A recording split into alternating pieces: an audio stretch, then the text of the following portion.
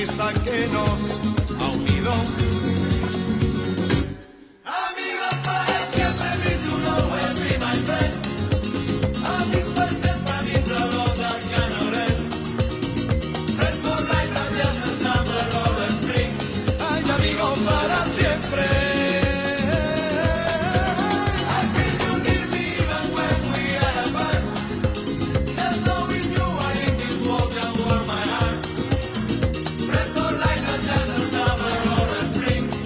Amigos para siempre.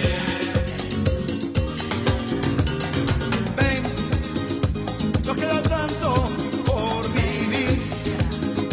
Son los momentos que podemos compartir. Ya solo sé vivir contigo. Sé que tú algún día partirás, pero también sé que jamás olvidarás la amistad que nos ha unido. Amigos para siempre, mi duro will be my friend. Amigos para siempre, mi saluda Carolen. Friends for life, not just the summer or the spring. Ay, amigos para siempre. I feel you near me even when we are apart. Just knowing you are in this world can warm my heart. Friends for life, not just the summer or the spring. Amigos para siempre. Amigos para siempre. Yo no necesito conversar. Amigos para siempre. Porque ya sabes cómo soy. Amigos para siempre.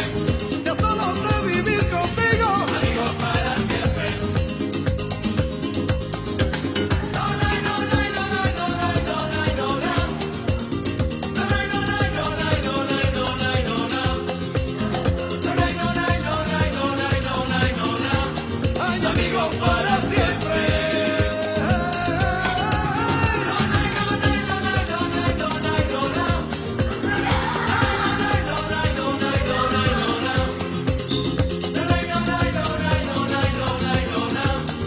Amigos para siempre.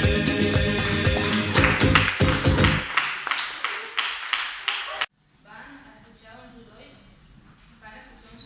molt estrany i els va sortir la curiositat i vam anar fora a veure.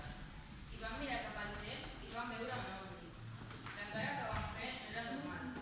Així que Greg li va dir a la seva germana: "Què és això? Què és això?" I la seva germana li va dir: "No ho sé, és que és un ovni." Quan la va bufar, no li va agradar gens. I li va dir: "Per què vols repassar?"